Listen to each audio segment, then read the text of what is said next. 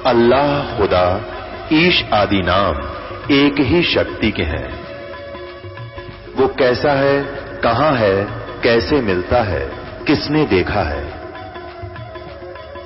ये प्रश्नवाचक चिन्ह पूर्ण रूप से हटाने के लिए अवश्य सुनिए जगत गुरु तत्वदर्शी संत रामपाल जी महाराज के अमृत वचन, सर्व पवित्र धर्मों के पवित्र शास्त्रों के आधार पर। और बात तेरे काम न आवे, संतों शरण लाग रे, के सोवा गफलत में बंदे, जाग जाग नर जाग रे, जाग जाग नर जाग रे। भाई शब्द सैन सतगुरु की पिछाणी, पाया अटल सुहाग रे। शब्द सैन सतगुरु की पिछाणी, पाया अटल सुहाग रे। नितानंद महबूब गुमानी, ये प्रगट्य पूर्ण बाग रे, प्रगट्य पूर्ण बाग रे। और बात तेरे काम न आवे, संतों शरण लाग रे, के सोव गफलत में बंदे, जाग जाग नर जाग रे, जाग जाग नर जाग रे। पुण्यात्माओं, ये चेतावनी के वचन हैं। ये जो शब्द है जो आपको सुनाया है, ये कबीर परमेश्वर जी का शब्द है। और नित्यानंद जी जो संत हुए हैं, ये विष्णु जी के उपासक थे। वैष्णव साधु श्री गुमानी दास जी के शिष्य थे। अब इन्होंने परमेश्वर की वाणियों को पढ़ा, फिर अपने उसी को आगे अपनी छाप लगा दी। इसमें एक शब्द और, ये एक लाइन जो है, ये नित्यानंद जी के उसमें नहीं है कि ऊठ सवेरे वो कब्र लिया और के जाग्या निर्भाग रे। कोई शुभ कर्म करा नहीं, ना भगवान की भक्ति करी, ये फूटे तेरे भाग रे। और बाकी शेष जो है, ये वही परमात्मा कबीर जी वाला ही ज्ञान है इसमें। अब कहने का भाव यह है कि हमने इस बात पर अड़कर नहीं बैठना चाहिए कि भाई ये तो नित्यानंद का है, ये फलाने का है, कबीर साहब का नहीं है। हमने परमात्मा के पाने की प्रेरणा इन वचनों से लेनी है। अब दूसरी बात ये होती है कि नित्यानंद जी ने कहा कि भाई हर सुमरै सो हंस कहावै, और कामी क्रोधी कागरे, भौरा ना भरम विष के बन में चल बेगमपुर बागरे। अब इन्होंने क्या कहा कि बेगमपुर बाग में चल, इस संसार रूपी विषय के विष के बन में, इसमें मत भटके। अब नित्यानंद जी ने स्वर्ग को बेगमपुर मान रखा था। बेगमपुर माने सुख सागर, जहां दुख का काम ना हो, बेगम जहां कोई गम ना हो, उस लोक में चल। भाई शंखों लहर बेहर की उपजे, कहर नहीं जहां कोई, दास गरीब अचल अविनाशी, सुख का सागर सोई। जहां शंखों लहर मेहर की उपजे और कहर नहीं जहां कोई, दास गरीब अचल अविनाशी, सुख का सागर सोई। जिस सतलोक के अंदर कोई भी दुख नाम की चीज नहीं, शंखों लहर मेहर की उपजे। जैसे कभी कभी 2, 4, 10 दिन में एकांत में अकेले बैठे हों और किसी ऐसी हिलोर उठती है अंदर से, दुश्मन भी दुश्मन ना लगता, अपना सा लगता है, सबके प्रति दया भाव आ जाता है। चाहने से भी वो उसके अंदर द्वेष नहीं बनता, लेकिन वह होती है अक्षणिक। और उसके जाने के बाद वो अंदर कुबाड़ ज्यों का त्यों सक्रिय हो जाता है। न्यों कर दूंगा, उसने ऐसा कर दूंगा, वो टोटा हो गया रहे, वहाँ न्यों बात बिगड़ गई। तो वो जो मेहर की लहर आई थी, कहते इसी हिलोर, ऐसी लहरें सतलोक में, और शंख नील पद्म शंखों, यानी दुख नाम की चीज, सुख का सागर। समुद्र में समुद्री जहाज जब 100-200 किलोमीटर चला जाता है तो उस वहाँ को जल के अतिरिक्त कोई वस्तु दिखाई नहीं देती। जल ही जल, जल ही, ऐसे ही सतलोक में जाने के बाद वहां केवल सुख ही सुख है। तो वो सतलोक है। और जिस संत ने स्वर्ग तक का ज्ञान था, परमात्मा की वाणी से मिलते जुलते अपनी ये भजन वजन बना के, और वो ही महिमा स्वर्ग के ऊपर फिट कर दी। जैसे अभी तक हम ब्रह्मा विष्णु महेश को अजरो अमर मानकर सारी पूर्ण परमात्मा वाली उपमा इन पर फिट कर रहे थे, तो इसमें फिर हमने ये नहीं देखना हमने सतलोक चलना है। और सतलोक की ही पाने की विधि परमात्मा कबीर जी ने बताई है, वो नित्यानंद जी के पास नहीं थी। मान लीजिए कोई भी इस दास के द्वारा दिए हुए ज्ञान को सुनकर प्रचारक बन गया, सारा ज्ञान भी उसने हो गया और नाम भी ले लिए, मान लिया तीनों नाम प्राप्त कर लिए, सार नाम भी ले लिया, और वो मान ले कहीं गुरु बन जाए, शिष्य बनाने लग जाए, वो डुप्लीकेट आदमी है, वो नकली पासपोर्ट बनाता है झूठे, उसके पास उसके नाम का आगे कितना लेखा जोखा नहीं मिला, वो काल का दूत बन गया। ज्ञान भी उसके पास है क्योंकि दास का सुन रखा, सीडी शाडी सारी बरकत समाज में दे रखी, लेकिन उसको अधिकार नहीं है, तो यूजलेस है वो। ऐसे ही नित्यानंद जी जैसे महापुरुषों ने बेशक मिलती जुलती वाणी बनाकर अपनी महिमा का, भोली आत्माओं में महिमा का डंका बजा जरूर दिया, लेकिन इनके पास सतलोक जाने की विधि नहीं थी, ये यहीं रह गए। चाहे इनमें सिद्धि भी आ गई हो, आकाश मुड़ जाने की सिद्धियां भी आ जाती इन भक्ति से, अन्य साधनाओं से, लेकिन मोक्ष नहीं। फिर भी हमने अपने कल्याण के लिए, जैसे हॉस्टल में रहा करते, कपड़े धोते समय बुरश किस्से की भी ठह जानती, भाई दिए एक वह बुरश किस्से की हो पर अपना मैल तारते काम है, तो ये शब्द वाणी एक बुरश समझ लो, और किस्से की ठह जाओ उसे न मसल रगड़ ले। तो कहने का भाव है कि हमने अपने आप को परमात्मा की तरफ प्रेरित करना है, अपने मैल काटने हैं, अंतःकरण में भगवान का जो जगह बनानी है, उसके लिए इसमें क्या बताया है। वैसे जागना दो तरह का होता है, एक तो जैसे सोया है उठ लिया स्वाभाविक, और उठते के क्या करते हमने देखे हमारे पिताजी दादाजी, और काम पाछ है पहले ठाव के की चलम और दह भर और गुरुड़ गुरुड़ गुरुड़ तड़के लाग जाते कोई, क्योंकि भक्ति तो जाने नहीं थे बेचारे, सीधे साधे थे, अपना काम करा हैं, मजदूरी करी, किसान खेती करी और अपने बालक पाला करते, भक्ति का कोई नामो निशान नहीं, जाने भी ना थे बेचारे। तो वो अज्ञानता थी, भक्ति की कमी था।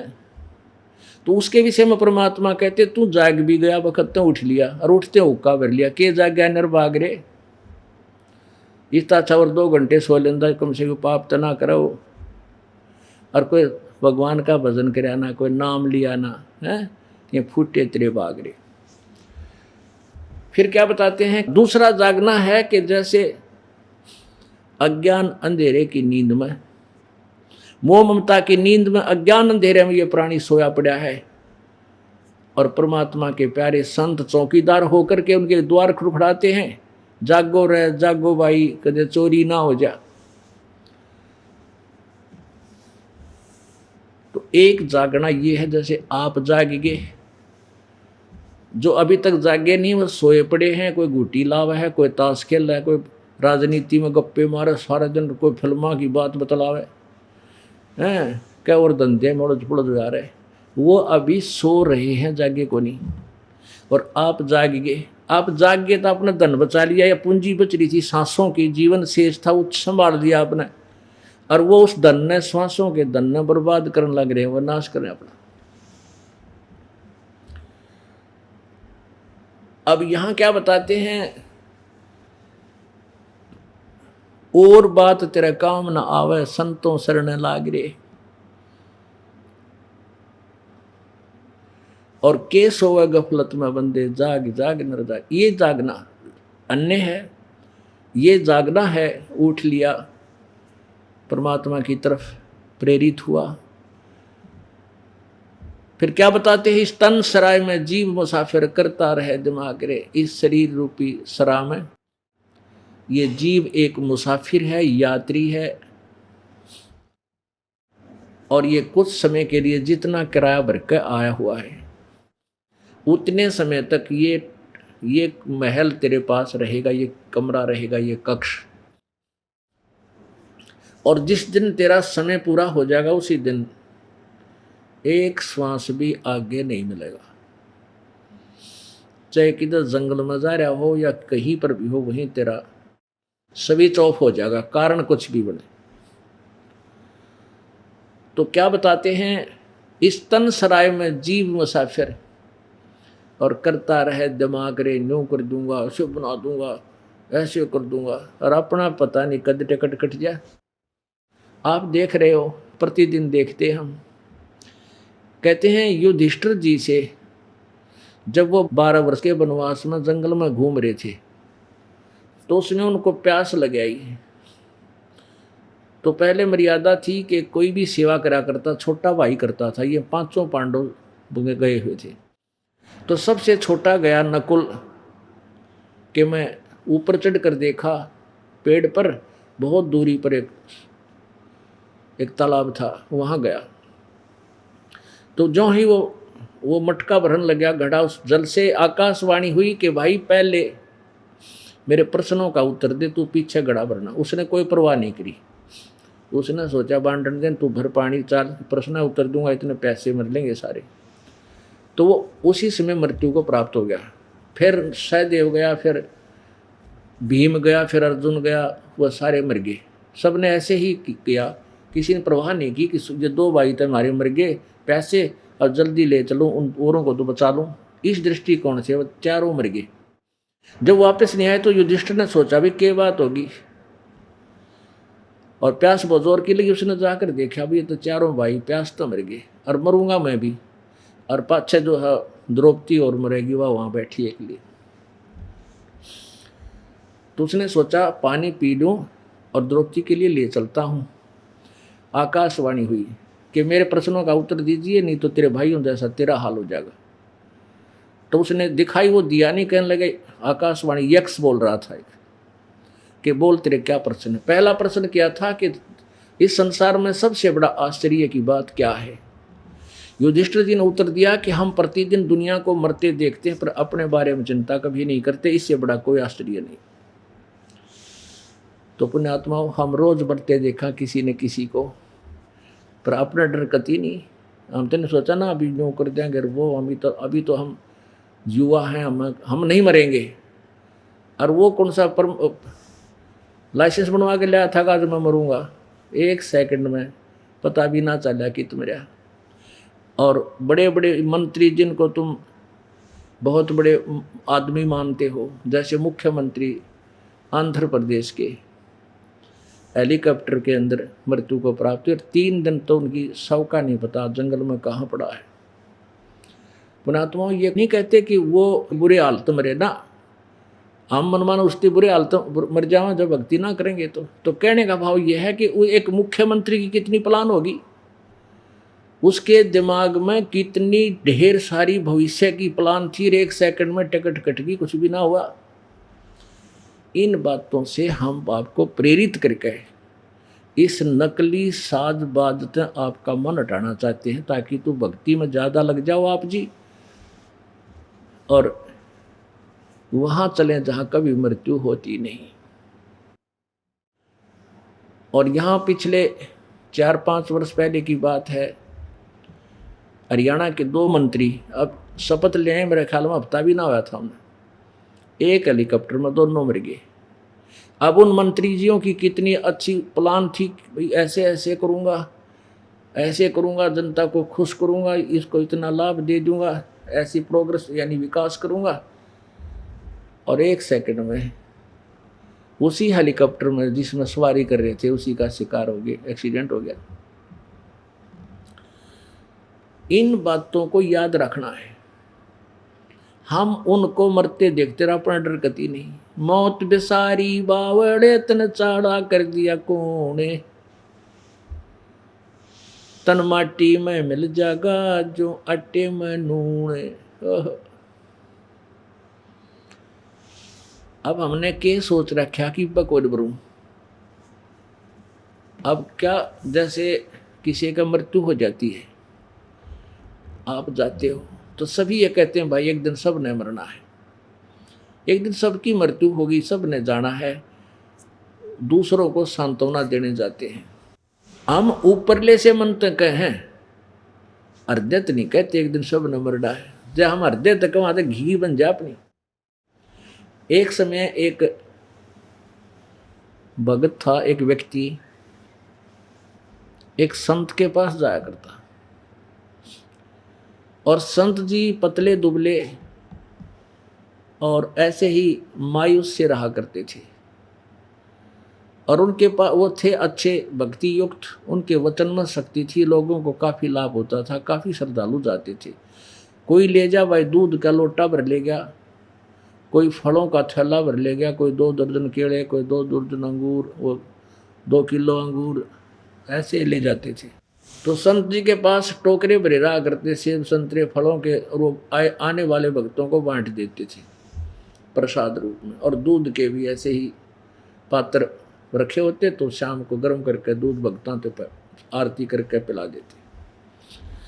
एक भक्त आता, एक व्यक्ति आया करता, वो कहने लगा महाराज जी आप बहुत पतले दुबले हो, आप कुछ खाते पीते क्यों नहीं?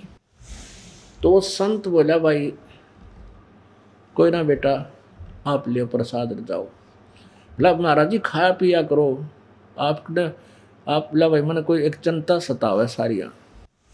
अब वो व्यक्ति कहने लगा कि साधु संतान ने भी क्या टेंशन होगी, बताओ कोई बात हुई, आप तो मस्त मौले होते हो। तो वो संत जी कहने लगा भाई मुझे चिंता है। क्या चिंता है महाराज जी? वो कहने लगा भाई मैंने अपनी मौत दिखाई दे से। आपकी मौत अभी निकट भविष्य में है क्या? अब वो संत जी इस बात से प्रसिद्ध थे कि वो भूत भविष्य की खूब जानते हैं, पक्के प्रसिद्ध हो रहे थे आसपास में। जो ये कह देते वह बात सच्ची होती है, भाई तू इतने दिन में तेरी मृत्यु होगी, या ऐसे ऐसे तेरा वो काम बिगड़ेगा या बनेगा, ऐसा वो बता देते थे। तो सब में प्रसिद्ध हो रहे थे, वो संत जो कहते हैं वो सच बताते हैं। तो उस व्यक्ति ने पूछा महाराज जी क्या अभी निकट भविष्य में आपकी मृत्यु है? ने बोला हाँ भाई निकट भविष्य में है। जी कब की है? कि भी अभी 40 साल के बाद मरूंगा मैं। आज मेरी 45 साल की उम्र है और 85 साल की उम्र में मेरी मृत्यु होगी, वो 40 साल रह रहे हैं। तो वो नो कहे महाराज जी जो तो सब नहीं मरना है, बता दिया कोई बात करी 85 साल के बूढ़े तो 100 मरो, और मरिया एक ने सब ने मरना है, हम के जिन जीवित रहेंगे। वो बोला अच्छा भाई बात तो तेरी सच्ची है, सही कहे। अब डिगाया क्यों माथा मारे सीला, और रोज आवरण देने का महाराज जी खाया पिया, ले खाओ खाओ, मुँह का लाओ उनके, ले खाओ, ले दूध पी लो। वो बोला भाई दर्द है मेरा पे कति मुँह का नहीं निकला जाता है, मन तो अब मौत दिखाई दे से, और अपना भजन करूँ भगवान का डरता है। वो रोज आकर मजाक करे है महाराज जी कमाल देखो रे बाबा जी की भी टेंशन हो रही मृत्यु की। अब उन्हें सोची यो तो भाई घना दुखी करेगा, ला इसका कर दूँ काम। एक दिन नो बोला बेटा आइए तेरा हाथ दिखा रहा है, हाथ देखा और बेटा तेरी तो भाई चौथा दिन मृत्यु है। ए महाराज जी नो जब सोकड़ गया नो बोला जी है फिर बताइए। अग भाई आज तड़के परसों परला दिन मर लेगा तू, तेरी मौत से तेरी तो भाई रेखा बताओ है। अब उसका तो सांस तले का नीचे और ऊपर का ऊपर। अब भाई यह तो बहुत गुंडी बनी। अब वहां से चल पड़ा जैसे कान तोड़ के नौकती, और कोई रास्ते में मिला उसने कहा भाई राम राम, भाई राम राम है। वो सोचा भाई क्या जी राम राम क्यों, क्या का नाम की? अब भाई मैं 12 जी दौरा गया था, मेरी 4 दिन की उम्र बता थी, सब कहने होगी जच की पक्की भाई हो तो जो ने कह दी फाइनल है। तो वो सब ने कहे भाई फिर तो तेरी पक्की मौत है। अब जाकर खाट पर लौट गया, 4 पाई पकड़ दी। घर के कहने लगे भाई क्या हो गया? अक मरूंगा। अक मरेगा क्योंकि बात बीमार है। अक महाराज जी ने बता दी चौथा दिन मेरी मृत्यु है। भाई बुला ले रिश्तेदारियों ने, अब सारे पत्र भेज दिए, जा बुला ले। अब आने लग गए भाई। उस महाराज जी ने कह जब फाइनल है इसमें तो कोई शक को नहीं। अब 3 दिन उसका कति अन्न आहार छूट गया, कति मुंह का नहीं लावा, इन्हों कहना मेरा अपनी खाई चल दर दर बेटी। और ना ही किसी का लड़ाई झगड़ा करना जी करे, ना किसी वस्तु ना अपनी मान रहा। और उसने वह मौत दिखाई देगी घी बंदरी, और सूख के कति 3 दिन में आधा हो गया, खाट पर पड़ा दिखे। अब चौथा दिन जब आ गया, सारे आसपास के लोग इकट्ठे हो गए और कहने लगे भाई आज ये प्राण छोड़ेगा, शरीर छोड़ेगा। एक ने सुझाव दिया भाई महाराज जी ने बुला लिया भाई, नु कहा करें संत हो दो रहे तो कुछ राम नाम याद दिवा देगा। अरे उनका शिष्य भी है। सब ने कहा हाँ भाई महाराज जी ने बुला लो, या तो वाणी तो सही होनहार है। तो सब एक भगत गया, महाराज व्यक्ति गया, महाराज जी आपका चेला मरेगा, आपने बताए रखी है। कहा भाई, तो वहाँ लोग कह रहे हैं एक बार आप भी आ जाओ दर्शन दे दो। बोला चल भाई, आना था उन्होंने, नाना था वो, आप आओ ना बुलाना जाते थे। आ गया और हाथ जोड़ के न्यों का महाराज जी बस मेरी राम राम, अब मैं जाऊंगा। कहा भाई तेरी तो मौत होनी है। फिर बैठ के महाराज जी को आसन दे दिया, उनकी चारपाई में दोहरा बैठ के नहीं बोले बेटा देखा किस टाइम से मरेगा, टाइम भी बता दूं। अनु देख का हाथ ने बोले रहे बेटा ओहो मेरे तो भाई देखने में फर्क रह गया, या 4 दिन की को ना तेरी तो 40 साल की उम्र और रह रही है। ने बोला महाराज जी सच्चे हैं, एक बार फिर देखिए अकबर 40 मेरे देखने में हिसाब किताब लाने में फर्क रहेगा बेटा, तेरी तो 40 साल की उम्र और है, अभी तो 20 साल का सारा है तू। एकदम बैठ गया, नहीं होगा हे महाराज जी तेरा भलाओ। तो परमात्मा बोले बेटा, वो गुरु जी बोले बेटा इस 4 दिन में तूने किमें चीज़ अच्छी लगी, दूध पिया हो फल खाया हो। हे महाराज जी किसे दूध और किसे फल, मेरा तो घी बंदरी थी। तो बेटा तने ये चौथा दिन दिखा था ना, वो 40वां दिन में आज का नहीं दिखाई दे। इसलिए अपना काम चलाओ, खा भी लो हूँ, भगवान की भक्ति गढ़ा करता हूँ। तो पुण्यात्माओं जब तक हमने वह मौत ना दिखती ना, इतना हम गफलत करें, बुराई भी कराएंगे और भक्ति से भी दूर रहेंगे। जिस दिन आपको पता लग जाएगा कि तेरा कैंसर होगी या दूसरी भयंकर बीमारी होगी, घी बन जाएगी आपकी। तो अभी इसलिए हमने एक अपने और कैंसर है वह याद को नहीं, यो जन्म मरण की जो कैंसर है यह सबसे बूंदी। अरे आप भूल रहे हो, तो संतों ने यो रोग पहले दिखा है, इसलिए ये डगमग नहीं होते अपनी भक्ति, चाहे कोई मानो चाहे मत मानो, पर अपने कल्याण तो वो वंचित नहीं रहेंगे। तो क्या बताया जाता है, इस तन सराय में जीव मुसाफिर, यो करता रहे दिमाग रे, रात बसेरा कर ले डेरा, तू चले सवेरा त्याग रे, चले सवेरा त्याग रे। फिर क्या बताते हैं भाई, उमदा चोला बना अनमोला, ये लगे दाग पे दाग रे, उमदा चोला बना अनमोला, लगे दाग पे दाग रे। 2 दिन की गुजरान जगत में, क्यों जले बिरानी आग रे, जले बिरानी आग रे। अब बिरानी आग क्यों कर जला, और दाग पे दाग कैसे लगते हैं। जैसे हम धनी बनने के लिए रिश्वत लेते हैं और मिलावट करते हैं, दूध में पानी डाल दें, किता हल्दी मोरक में मिला दें, दाल में किता कांकर ठोक लें, यानी ये मिलावट करके हम धनी बनना चाहते, सपने में भी नहीं बन सकते। भूल जाना इन बातों को। आपके जो किस्मत में है, आपके प्रारब्ध में है, वो ही मिलेगा आपको, उससे अधिक और कम आप प्राप्त नहीं कर सकते। मान लीजिए आपने हेरा फेरी करके 2 के 20 बना के पैसा इकट्ठा कर भी लिया, कोई ऐसा झटका लगेगा कि या तो आप बीमार हो जाओगे या कोई बालक बीमार हो जाएगा, और कमाए होंगे 50,000 लाग जाएंगे 2 लाख। अब वो पैसा तो आपके पास रहा को नहीं, जो 2 नंबर तक कमाया था, वो पाप क्यों के नो रह गए, जो आपने जिस तरीके से जो 2 नंबर तक धंधा करके पाप इकट्ठे करके मिलावट करके या कुछ करके जो पैसे कमाए थे, वो पाप तेरे नो के नो रह गए, पैसा रहा को नहीं। अब ये कब तक होगा? जब तक आपको प्रारब्ध उस समय तक मिलेगा जब तक आप पूर्ण परमात्मा की भक्ति नहीं करते। यदि आप पूर्ण परमात्मा की भक्ति कर जाओगे तो आपकी किस्मत में यदि धन नहीं है तो भी परमात्मा पूर्ण ब्रह्म के हाथ में कलम है, वो हमारे भाग्य को घटा बढ़ा सकता है, कम भी कर सकता है। जो बकवाद करेगा उसके पुण्य भी काट सकता है और पाप भी खत्म कर सकता है। तो इसलिए हमने मिलावट करने की जरूरत ना पड़े, आपने चोरी ठगी करने की कति आवश्यकता नहीं पड़ेगी। आप दृढ़ निश्चय करके लगे रहना भगवान के चरणों में, आपको इसी बरकत देगा, आप सोच भी नहीं सकते।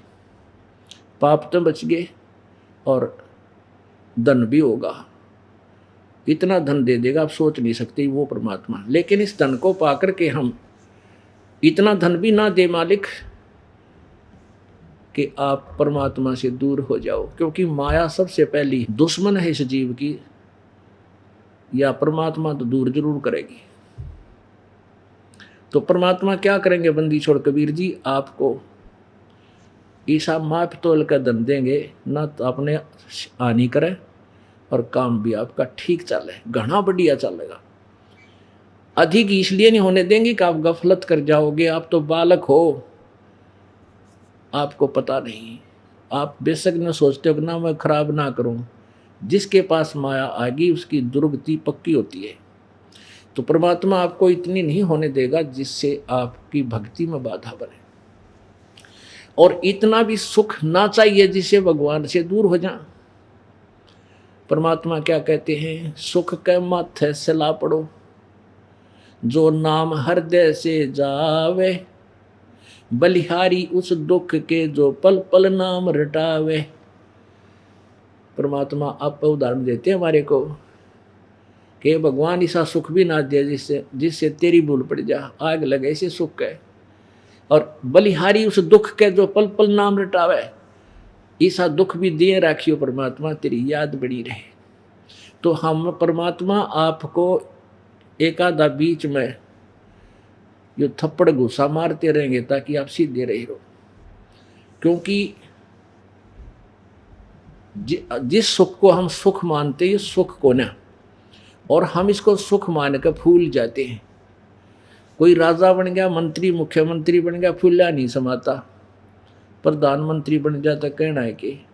तो परमात्मा हमें इसलिए अंकुश रखता है, ये सुख को ना, ये तेरी दुर्गति है, ये तेरा दुश्मन है जिसको तू मंत्री पद पाकर हड्डी पा के अंडा है, सारा दिन एक सैकड़ों झूठ बोला एक, क्योंकि एक मंत्री या मुख्यमंत्री कितने आदमियों ने सुख दे सका है। आप पूछ कर देख लियो किसी आपका मित्र हो गए मुख्यमंत्री या प्रधानमंत्री, और कौन सा सुख दे सका है तो यही छोड़ कर जाना। तो वो लाखों लोग उसके साथ होते हैं और वो 10 आदमियाँ काम नहीं कर सकता एक महीने में, बाकी ना झूठा कपट इधर तो उधर ला रहे लूरा ला कर 100 झूठ बोल कर अपना टाइम पास करे, निरे पाप को मावा सारे दिन में। तो हमने परमात्मा पर आस्था रखनी चाहिए, और ये सुख नहीं है, ऐसा सुख हमने नहीं चाहिए जिस तो भगवान तो दूर हो जाए और सारे दिन बकवाद करें। तो परमात्मा कहते हैं सुख के माथे पत्थर पड़ो, उस माथे में पत्थर मारो, इसे सुख का फोड़ दो उस सुख ने जो नाम हृदय जा, और बलिहारी उस दुख के जो पल पल नाम रटावे। अब छोटी मोटी ठूं ठा शरीर में या घर में रखेगा भगवान आपके, कभी आप अंडी ना पाक जाओ, और अंडी पाक दे कालबा पकड़ दे, भगवान से दूर हो जाता। अब क्या बताते हैं? उमदा चोला बना अनमोला, ये लगे दाग पे दाग रे। जैसे आपने पैसे इकट्ठे कर लिए और न्यों सोच के अब मेरे बेटे सुखी हो जाएंगे, किसी एक तो रिश्वत ली, किसी का 2 से 20 बनाए, सारा दिन पड़ा नहीं ना, और टाइम करा कि तब और ठेका पे ले लेगा, ज़मीन बोली, सारा दिन कति सारी उम्र खो दी और पैसे बना दिए खूब गने, और बेटे से निर्भाग हो गए, घुटी लाने लागे। अब छाती फूकें, पिताजी ने तो साइकिल भी ना ली, वो मोटरसाइकिल लेंगे और फिर एक बंदूक कढ़वाओगे लाइसेंस की, हैं किसी का गोली मार देंगे, पाप है 307 का मुकदमा हो जाएगा, पिताजी जोड़ा टांगे का उड़ा फिर कोर्ट में, वो सारा पैसा वकीलों का उड़ा ला देंगे और फिर वहाँ से छूट का आ जाएगा, फिर दारू का लग जाएगा। यानी जो पैसा कमाया था सारे जीवन बर्बाद करके वो तो बेटे ने खो दिया, क्योंकि उसके भाग में कोई नहीं। और जो पाप थे वो बुढ़े के बैड अकाउंट में रजिस्टर्ड हो गए, कि तक गधा बनेगा, कि तक कुत्ता बनेगा, खाज लागेगी भगवान बजा कोई ना, और वो बिरानी आग जल गया। तो आपको चाहिए अपने बच्चों को भगवान के चरणों में ला दो, इस सतमार्ग पर ला दो उनको, क्योंकि बालक हैं जिनके छोटे बच्चे, उनकी तो कहना है कि सोने पर सुहागा हो गया। अब छोटे बालक किसी तरह मोड़ लिया कति ढल जाओगे। और परमात्मा की सच्ची साधना आप करोगे, हृदय से माता पिता की पुकार न्यों रहेगी, मेरे बालक भी आ जा, परमात्मा मेरे बच्चे भी शरण में आवे, तो एक दिन से कोई भी कारण बनाओ परमात्मा सीधे करके छोड़ देगा, जब आप सच्चे दिल तक लगोगे। और फिर परमात्मा के चरणों में आने के बाद हम निश्चिंत हो जाओगे, अपने बच्चे भगवान के चरणों में आगे हम निश्चिंत हो जाओगे। वो आप रुखाड़ा हो गया उनका, और फिर मान ले उनके भाग में माड़े भाग हैं तो परमात्मा के हाथ में कलम है, मासा घटे ना तिल बधे, विद ना लिखे जो लेख, सच्चा सतगुरु मेट कर भाई ऊपर मारे मेघ। अब क्या बताते हैं कि जो आपके प्रारब्ध में लिखा है वो कभी ना कम हो सकता ना ज्यादा। कब तक? जब तक आपको सतगुरु पूर्ण परमात्मा का नुमाइंदा संत सतगुरु नहीं मिलता। वो मिलने के बाद क्या करेगा? आपके पापों को काट कर सदा के लिए बिना खत्म कर देगा। मासा घटे ना तिल बढ़े, विद ना लिखे जो लेख, और साचा सतगुरु मिटाकर काट कर उनको और ऊपर मार दे मेघ। मेघ माने फॉर एवर, फिर नहीं वो कभी आपको दुखदाई होंगे। तो इसलिए उमदा चोला बना अनमोला, लगे दाग पे दाग रे, और 2 दिन की गुजरान जगत में क्यों जड़े बिरानी आग रे। पुण्यात्मा जब हम भगवान के चरणों में आ जाएंगे तो हमारे कैसे संकट टलेंगे। सतगुरु शरण में आने से आई टले बला, जय मस्तक में सूली हो व काटे में टल जा। अब हम भगवान के पूर्ण परमात्मा के चरणों में आ जाएंगे तो हमारे भाग्य में मृत्यु भी होगी। पहला सूली तोड़ा कर दे, बहुत ही दर्दनाक सजा थी सूली तोड़ना। जैसे फांसी तो गले में फांद गाल कर लटका दें, वो मर गया, ये सजा होगी। सूली क्या होती थी कि एक लोहे की रोड सरिया सा ऊपर बाले की तरह पहना कर देते, और उसके ऊपर एक चकला सा होता था काट का, उसके बीच से काट देते, निकाल देते, और उस चकले के ऊपर 4 ऐसे डंडे से होते, उसमें बैठा कर जिसको सजा देनी होती, उस चकले के ऊपर जो सिरे के ऊपर पहुंच रहा होता था, ऐसे ऐसे गल जाता था उन्हें, तो ऊपर बैठाकर उन्हें बांध दिया करते हाथों से, और नीचे थे उस चकले का जो सपोर्ट दे रखा था रोकने का, वो हटा देते।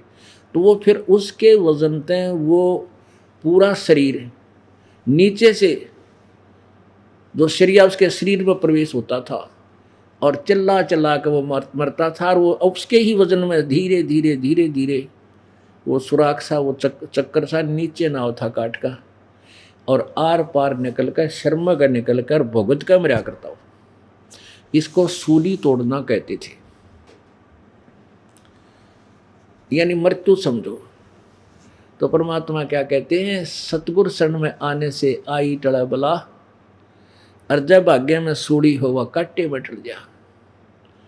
यानी जान जानी हो, एक कांटा लाग के जान बच जा, गुट्ठा फूट के ठोकर लाग के पड़ गया, चला गया को नहीं, पट्टी बांध के बैठ गया, मन माने के आगे चल के केबल अटाड़ी हो, मालिक ने एक्सीडेंट होना हो, क्या है में मृत्यु होनी हो, या कोई सर्प ने डसना हो, कि तो बिजली गिरनी हो। एक समय की बात है, परमात्मा कबीर जी बहुत सी छल यानी गुप्त रूप से आते थे, कि तक कुछ दिन रह जाते थे, अपनी सतभक्ति का प्रचार किया करते थे। वो होते तो परमेश्वर थे, लेकिन जनता नहीं जान सकती, और वो एक जन साधारण संत की भूमिका करते, कोई समझ नहीं सकता ये कौन है। तो हम कहेंगे एक संत महाराज ही के लेकर चलेंगे।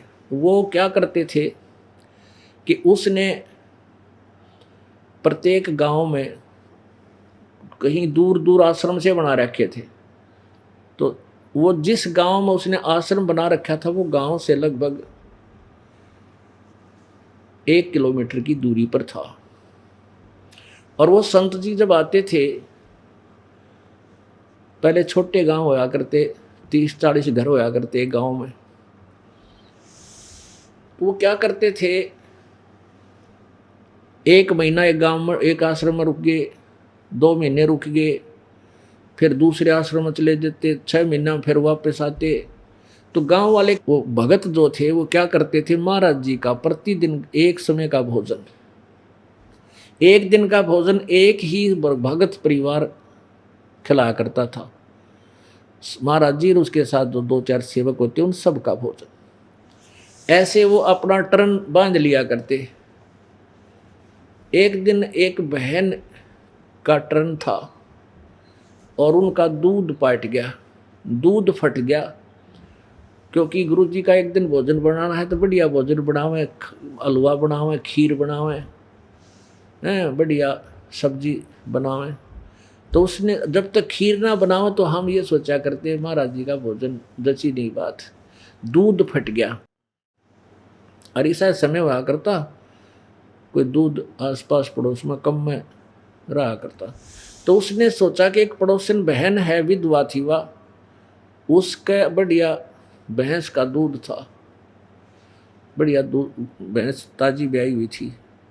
उसके पास गई वह जिसने गुरु जी का भोजन बना था, और वहाँ बैठकर पहले तो कुशल मंगल पूछा, बहन ठीक है और सब परिवार ठीक है। तो उस बहन ने कहा, रोने लग गया, आँखों में पानी आ गया। वह विधवा बहन कहने लगी, वे के सुख हो बहन में, कोई सुख नहीं, जिंदगी मन तो सुख देखा को ना। एक पुत्र पैदा हुआ था, इसके पिता की मृत्यु होगी, न सोची थी इस बालक न पालूंगी, सियाना हो जाएगा, इसने शादी करूंगी, इसकी ब्याह कर दूंगी, बालक हो जाएंगे, पोता हो जाएगा, अपना नो टाइम पास करूँ थी। और ये सा निकम्मा हो गया, ना तो कहे कि मानता, और सुबह निकल जाए, रात ने बिरानी किस टाइम आकर पड़े है, एक नहीं मानता। वे पहले तो यूँ दुख था ही मेरे ऊपर, पति नहीं था, जैसे तैसे यूँ पाड़ा तो यूँ छोरा भी दुखी, यूँ बच्चा दुखी करने लग गया। वह बहुत रो रही थी। तो सत्संग में जाती थी, उस बहन ने कहा, बहन तू ऐसे करे, हमारे साथ आश्रम में चल करे, और वहां जाओगी, यहाँ तो सारा दिन अकेली रह है, दूसरा कोई बात करनी है कोई नहीं, तेरी आधी टेंशन तो न्यू बढ़ जाए। अब वहाँ चलेगी, भगवान की चर्चा सुनेगी, बाण भाइया में बैठेगी, आधा दुख भूलेगी। वह हाथ जोड़ कर नो बोली, बेबे मैं नहीं जा सकती बहन, क्योंकि मैं तुम्हारे साथ तो तुम्हारे पति हैं, जीवे हैं, चलना भक्ति कर दे तो जीवित हैं, वो आज्ञा दे दे जान की, तो लोगों का मुंह बंद है। और बेबे मैं चली गई ना, मेरे का ये जेठ पितश्रे देवर ये मेरी शायतन आ देंगे, और ना मेरा के गुंडी कहेंगे मेरे बारे में, बहन मैं नहीं जा सकती। अपने आत्माओं जो भगत होता है वो ज्ञान भी सुना भगवान गुरुदेव का, तो उसके पास वो समाधान होता है। वो लागी बताने, बेबे देख मीराबाई ने समाज नहीं देखा, भगवान देखा, और देख सब ने विरोध किया और भगवान के मार्ग में अड़ग रही, और दुनिया गुण गाती है। यदि वो मीराबाई जनता के कहते शर्म की मारी लोक लाजते भगवान छोड़ देती तो कितने कुतिया बनाओ, और ये समाज कुछ ना डालड़ाओ। बेबे अपना टाइम देखना है, कहते रहेंगे जब हमारे अंदर कोई कमी नहीं है, भौंकने वाले भौंकते रहेंगे। वह बहन बोली, ना बेबे मेरे बस का कोई। चलो फिर उसने सोचा कि ज़्यादा ना कहना चाहिए, क्योंकि वे एकदम के मानस आदमी का समझ में या कहानी। कहने लगी, बाद में तेरे पास एक काम आई थी, अब बता कि आज मैंने ऐसे ऐसे गुरु जी का भंडारा देना था, मेरा दूध पाट गया, दूध खराब हो गया। अरे बेबे तेरा दूध से चाहे तो मोल दे दे, चाहे उधारा दे दे। देख परमात्मा कहते करे करावे साइया, मन में लहर उठा, दादू सिर जीव के आप बगल हो जा। अब यहाँ से पुण्य शुरू हो गए उसके, इतनी प्रेरणा होगी न बोली, ले बहन वह दूध काट के टांग रखी थी, नो की नो बाल्टी खुट्टी के, वह पूरी की पूरी बाल्टी उसके पात्र में डाल दी। एक टाइम का दूध उसने जो निकाल रखा था। कहने लगी बहन ले जा। तो उस बहन जो आश्रम में जाती थी सत्संग में, वो कहने लगी बहन जी थोड़ा सा रख ले तू भी। वो बोलिए तू ले जा और शाम ने दे देगी मेरे को। तो मेरे को कहाँ अवसर मिला इसे पुण्य के लिए, और ना उधारा दूँ वे ना मोल में, तो फिर ये दे दूँगी। अब उसका कामड़ रहा था कि बना के खीर और आश्रम में ले आई और सब ने भोजन पाया, गुरुदेव ने भोग लगाया। तो यहाँ से उस बहन के पुण्य शुरू हो गए। अब धीरे धीरे वो बहन कभी 2-4 दिन में फिर उसके घर पहुंच जा, 2-4 मिनट परमात्मा की चर्चा कर कर उठ का आ जा। फिर धीरे धीरे मालिक की ऐसी प्रेरणा बनी। एक दिन उस बहन ने कहा आज मुझे तो अपने साथ ले चलिए, लेकिन दिन दिन में चलूंगी। तो वह बोली बेटी तू बेबे दिन दिन में चल, पर दिन में भी सत्संग होता है। तो वह 2-4 बार दिन में गई। फिर तो उसका वह बात है भाई, जागी आत्मा, फिर किसी की डाटी ना डटती है। उसको पता चल जाता है तू कि डरे ढोरी थी, काम के करण का था। जैसे अभी आपने सुना अर सुब्र सोहन से कवावे यो कामी क्रोधी कागरे, भौरा न भर में विष के बन में, चल बेगमपुर बागरे, चल बेगमपुर बागरे। आपने देखा होगा ना, एक भूंड होया कर गोबर का भूंड। और भौरा कैसा होता है? भौरा होता काला काला भूंड, उड़ता है वो। और ऐसा ही एक गोबर का भूंड होता है। वो क्या करता है, जैसे हम खेतों में, क्योंकि किसान परिवार में जन्म था, खेतों में क्या होता था, पशु गोबर करते चले जाते थे तो उनके नीचे अपने आप भूंड पैदा हो जाते थे काले काले। और वो गोबर की गरोली गोली बना के और एक बिल बना के उसमें जाके भरते रहते। सारा दिन गोबर के भूंड क्या करते हैं, चाहे उनने 1 क्विंटल गोबर ठा जा, दोनों पति पत्नी उसका मंडे रहेंगे, कुआं ऊपर का गरड़ पिरड़ है उसका ढोए जाएंगे। सारे बेसब्रे होते हैं वह, कितना ही ठा जा सारे न और माटी काट कर बिल में ठोके जाएंगे। और कोई पशु के पैर के नीचे आकर वो उड़े मर जाए, वो गोबर उड़े दरा रहे जाकर ठकरा करा। तो वो गोबर के भूंड था एक, ऐसे अपना ब्यूजी था, अपने व्यवसाय में काम धंधे में लाग रहा था। एक भौरा जाता था बाग में। उस भौरे ने सोचा यो मेरा मित्र है, मेरा ही सजाती है, और इसने ज्ञान को ना सुख स्थान का देखित डले डोए है, इसको समझा दूं। उस बूंद के जो गोबर के गोले बनाकर उथल पुथल होता हुआ चल रहा था, उसने धका के ले जाता, कुआं उसके ऊपर कर कुआं तले। वो भौरा बैठ के कहने लगा भाई एक बात सुन ले मेरी। कहाँ बोल के काम से काम करता है करता कि आजा तुझे बाग में ले चलूँ, अड़ क्यों दुख पा रहा है। ने बोला चल चल अपना काम कर, तू निकम्मा है, यू काम रह गया मेरा बता, तो करवा देगा मेरा काम। चल चल अपना काम कर, तू तो ठाली आदमी है, नाश करेगा अपना, मैंने करने दे यू काम। वो गोबर का बूंद नहीं माना। उसने फिर रोजाना भौरे का वहाँ से जाना, वो एक बार बैठ कर यूँ चर्चा करते रहते, भाई यू काम तो फिर भी हो जाएगा, आज तेरा सैर सपट्टे करा लाऊं। कहने का भाव ये है कि वो बाग में तो आता जब भी बैठता उसके पास, उसने उसमें से महक आती, सुख सा होता। तो भूंड के कुछ दिना में वह ललक सी उठी, वो महक फूलों की महक सी आई, उसने उसके अंदर वह प्रवेश होने लगी। तो एक दिन वो बोला भाई मेरा जी तक करे तेरी गेल चाल पड़ो, पर मेरा काम कौन करावेगा? बोला भाई मैं करवा दूंगा आके, तो एक बार चाल पड़े मेरे साथ, तेरा काम रह गया ना, मैं करवा दूंगा, ये गोबर के गोले बनवा दूंगा तेरे। तो वो करड़ी सी छाती करके चाल पड़े, अगले बार चलते। अब वहाँ बाग में पहुंचा, एक फूल पर बैठ गया। उस फूल पर ऐसा बैठा, वो उठा कोई ना, इतना आनंद आ गया। और शाम न वो फूल बंद हो गया, और वो फिर भी माँ दब गया। और भौरा था गया, उसने बेरा था कि इस टाइम बंद हो गया फूल, वो तो समझदार था, उठ गया। वो ना उठा क्योंकि उसने पहली बार देखा ऐसा सुख, कुर्बान हो गया वो तो। अगले दिन भौरा गया, वो फूल ना पाया उसने जिसमें उसका मित्र बैठा था।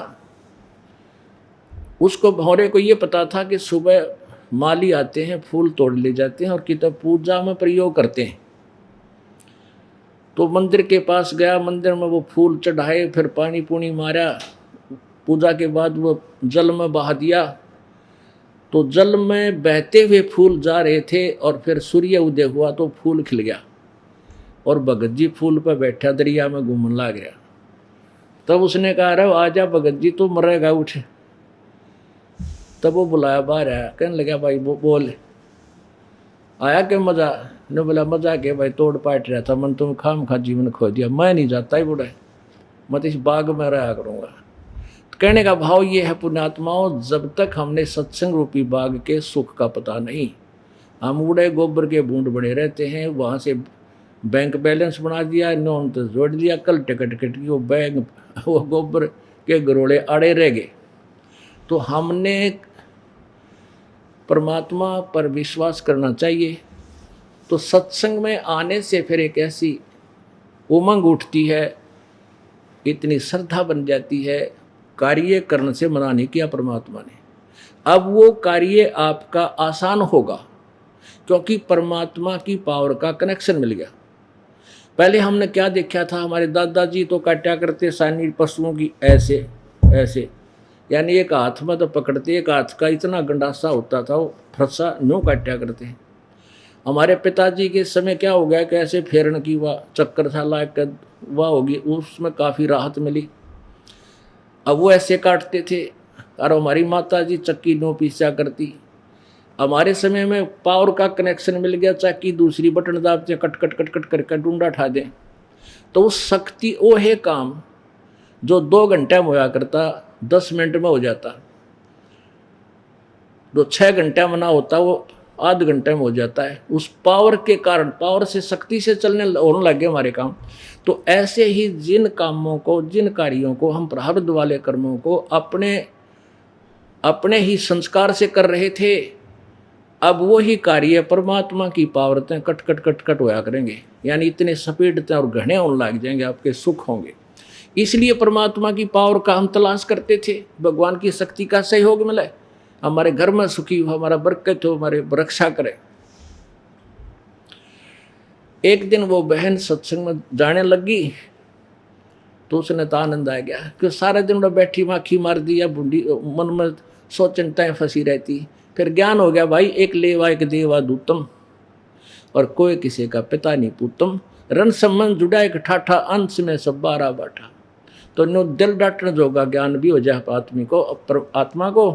वनो सोचने लगी हो मेरा कोई पिछला दुश्मन है बेटा को ना, यू अपनी कर नहीं पाओगा, फिर भी माँ की ममता है। गुरु जी से बार बार कहती, महाराज जी अपने बच्चे ने चरणा में ले लो, आपके बच्चे को बुला लो। अब महाराज जी कहते ठीक है बेटी, करेंगे तो भगवान से सुनेगा तेरी, तू श्रद्धा से लगी रहना। अब जो आदमी यहाँ आता है व्यक्ति सत्संग में, तो वो सारी क्रिया देखता है कि इस बहन ने पाठ कराया है, तो इन्होंने सोचा है भगवान मुझे भी जन दे, 2 पैसे धर्म में लाऊं, देखिए किसा भंडारा चला है, लाखों लोग खाना खावें, आहार करते हैं भक्त, मेरे भी 2 पैसे पुण्य में लगे, मुझे कुछ लाभ हो। ये अपने आप देखम देखा कुछ ऐसा भी एक पुण्य करण की प्रेरणा होया करती है। तो उस बहन के मन में आया कि मैं भी महाराज जी का भोजन, भक्तों का भोजन, एक दिन का भंडारा दूं। तो जिसकी भी टर्न थी वो नाट जानो के ना बेबे मुश्किल तो दिन आओ है, हमने तो साल 6 महीना में एक दिन मिल रहा है, माना जू अपनी टर्न के बता, महाराज जी महीने रहेंगे, 1-2 महीने रहेंगे यहाँ पे। तो जिस बहन को लाई थी सत्संग में, वो कहने लगी बेबे कल मेरी टर्न है और शाम का भोजन तू बना दी, सुबह का मैं करवा दूंगी, मुझे भी लाभ हो जाएगा। उन्होंने से बांट लिया। तो उस बहन का बड़ी उमंग हुई, बढ़िया खीर सब्जी सारी रोटी तैयार की। अच्छा, उधर से उसका बेटा जो था वो निकम्मा गणा था, वो दारू पिया करता, शराब पीने लग गया, बीड़ी पीवे। अब शराबी को अभी आदमी ने पैसे कहाँ से आए, फिर अपने मित्रों के साथ चोरी करने लग गया। उसी रात्रि में उसके मित्रों ने, उसके साथियों ने स्कीम बनाई कि भी आज रात के 12 बजे राजा के महल में चोरी कराएंगे। रानियां के हाल ना आर 9 लाख के होते हैं भाई, फिर तो नो कराएंगे और नो कर लेंगे, कोठी बनावाएंगे। तो उन्होंने क्या किया कि आज रात्रि के समय 12 बजे उस देवी के मंदिर में आ जाइयो, फिर चोरी करने चलेंगे। अब वो बहन जब खाना बना रही थी तो उसके एकदम 104 बुखार हो गया, इतना तेज बुखार हो गया, कंप कपी बंद गई, हिम्मत नहीं रही 10 कदम चालूं। खाना दिया बना।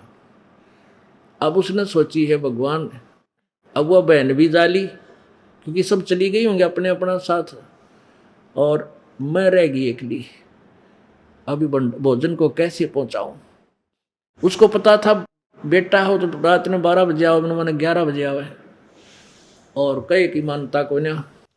वो क्या देखती है कि इतने में वो लड़का आ गया घर पे, क्योंकि उसने तो जल्दी खाना खुना खा गया, फिर रात को तैयार होना था चोरी करने के लिए। तो शाम के सदगर्मियां के दिन थे, 8 बज गए। उसकी माँ कहने लगी बेटा मेरा एक काम कर दे तू आज। वो कहने लगा बता क्या काम है। निकम्मा हो रहा था, बोलने का भी ना बेरा होता जब तक सत्संग में ना होता बालक। वह माँ कहने लगी बेटा ऐसे ऐसे मैंने गुरु जी का आज भंडारा देना था, और बेटा देख मेरा कितना जोर का बुखार हो गया। उसने हाथ ला के देखा, कहा माँ बुखार तो बहुत तेज है तेरे, तो बेटा तू मेरा काम कर दे, यो भोजन बांध रखा मैंने गुरु जी का तैयार कर रखा, आश्रम में दिया। एकदम 100 पर सुई गई। उसने के हिसाब लाया 8 बज रहे, 1 घंटा जान का लगेगा, 1 घंटा आने का, और मनमान 1 घंटे में बूढ़ा रोटी खाओ महाराज जी हैं। कदे मेरा जो है ना वो चोरी वाला समय ना निकल जाए, और मैं कमाई तो पाछे रह जाऊँ, लाखों रुपये की कमाई हो गया। वो नाट गया, अगना मैं ना जाता कितना है, और माँ तो भी मजाक करे तेरे बारे में पता नहीं लोग क्या कहें।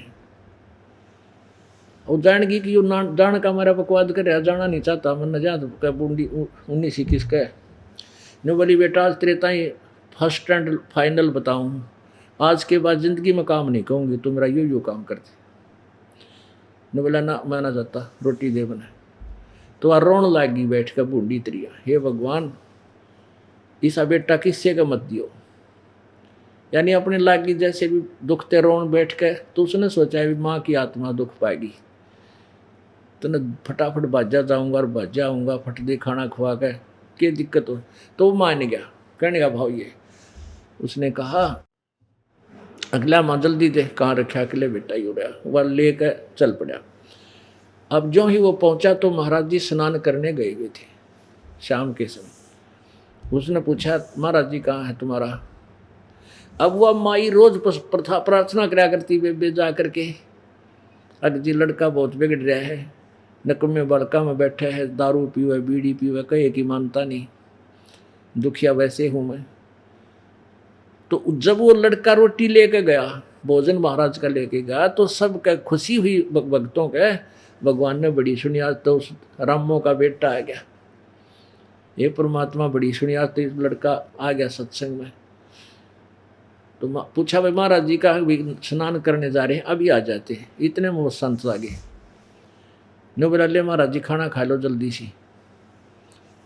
खाना लाए हैं, तो भक्तों ने महाराज जी का खाना लगा दिया, लड़का वहाँ बैठ गया, और भगत कहने लगे जी आपने बड़ी सुनिया तो रामो का बेटा आ गया, आप रोज प्रार्थना कराया करती है। महाराज जी बोले भाई भगवान जरूर सुने थे अपने बच्चों की। तो उसने सोचा यूँ लड़का बैठा है, इसने 2-4 बात बढ़िया बढ़िया बता दूँ, बच्चे की रुचि बनेगी। खाना रखा है, महाराज जी लागे ज्ञान चर्चा करने, उस भगत ही बताने लगे कि बेटा बीड़ी शराब नहीं पीनी चाहिए, और माता पिता की सेवा करा करें, परमात्मा की भक्ति करनी चाहिए, मनुष्य जीवन बड़ी मुश्किल से मिलता है। तो लड़का था निकम्मा, ने बोला बाबा जी रोटी खा जल्दी, मैंने देर हो है, शिक्षा देने की जरूरत नहीं। तो महाराज जी बोला तो कोई ना, पर अंदर से पता लग गया कि तो जमाकती डांगर है निरा, वह छोरी ठीक रहो इस दुष्ट ने। रोटी खा के जो सेवक थे वो कहने लगे ला भाई बर्तना न मांज दो, बोला दो मेरे माँ मांज लूँगा, मांज देगी मेरी माँ। उसने जल्दी हो रही कदे, वो रात के 12 बज जाए, जल्दी तू वहाँ पहुँच ना पावे चोरी करने। वह झूठे बर्तन ले डांक ठोक दी, चला स्पीडते हैं।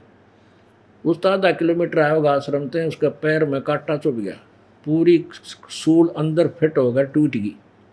परमात्मा कच्चा काम थोड़ा ही करेगा